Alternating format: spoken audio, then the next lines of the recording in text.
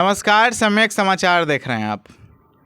बिहार सरकार के मंत्री अशोक चौधरी जी का एक बयान आता है एक सभा से, और उसके बाद बयान जो है का एक तूल पकड़ लेता है, और इस प्रकार तूल पकड़ता है कि भूमिहार समाज के लोगों के द्वारा उनका पुतला दहन किया जाता है और कई तरह के आरोप उन पर लगाए जाते हैं।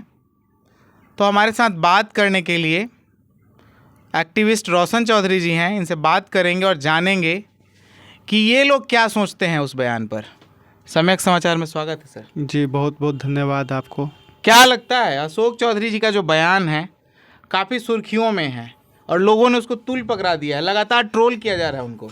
देखिए, हम आपके चैनल के माध्यम से एक चीज़ बता देते हैं कि जो लोग अशोक चौधरी जी को भूमिहार विरोधी कह रहे हैं, वो लोग को सोचना चाहिए, समझना चाहिए कि वो लोग कितना दलित प्रेमी हैं। कहीं से छुपा हुआ नहीं है कि भूमिहार समाज दलितों के साथ क्या किए और क्या उनका पीछे का जीवन काल रहा है, सबको पता है।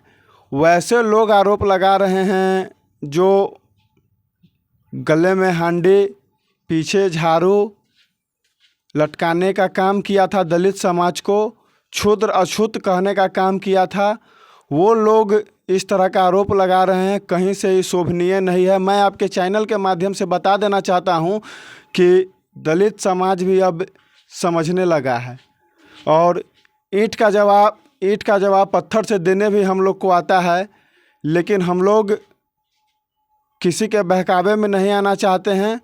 हम आपको बता दें, बिहार के जब सीएम थे जीतन राम मांझी, उस समय बलबोला एक नेता थे आनंद सिंह।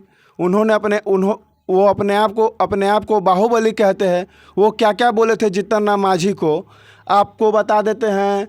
हाल में ही वैशाली से लोकसभा प्रत्याशी थे, किस तरह चमार जाति को अपमानित करने का काम किया था, ये भी कहीं से छिपा हुआ नहीं है। दलित समाज तो वो समाज के लोग हैं कि पानी के लिए भी इन लोगों से संघर्ष करना पड़ा था। गले में हांडी, पीछे झाड़ू, शिक्षा से वंचित कर दिया गया, कान में क्या कहते हैं उसको, शीशा को पिघला के डाला जाता तो ये सब कहीं से छिपा हुआ है। अरे भैया, दलित समाज पढ़ने लिखने लगा है। लोग को आज हजम नहीं हो रहा है कि अशोक चौधरी कैसे इतना आगे बढ़ रहे हैं, कैसे इतने बड़े प्रदेश का नेता हो गए हैं, कैसे प्रदेश का नेतृत्व कर रहे हैं,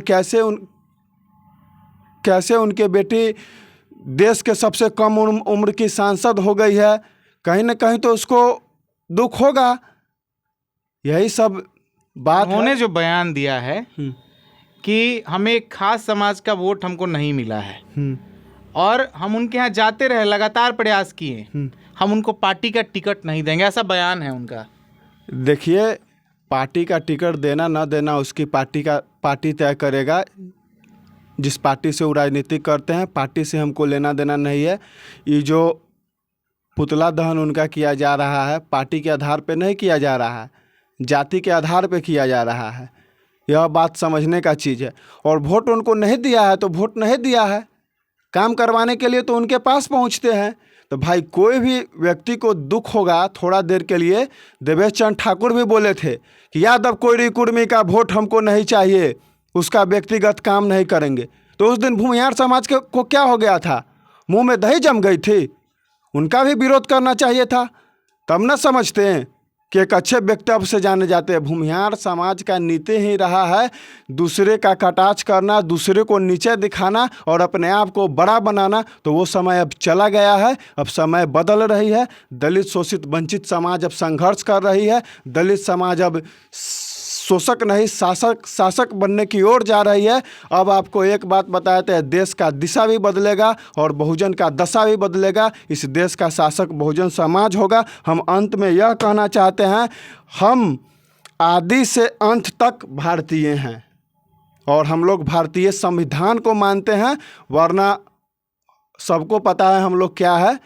11 तारीख को दिल्ली में भी दिखाएंगे ताकत, 21 को बिहार में भी दिखाए थे, देश बंद करके भी दिखाए थे।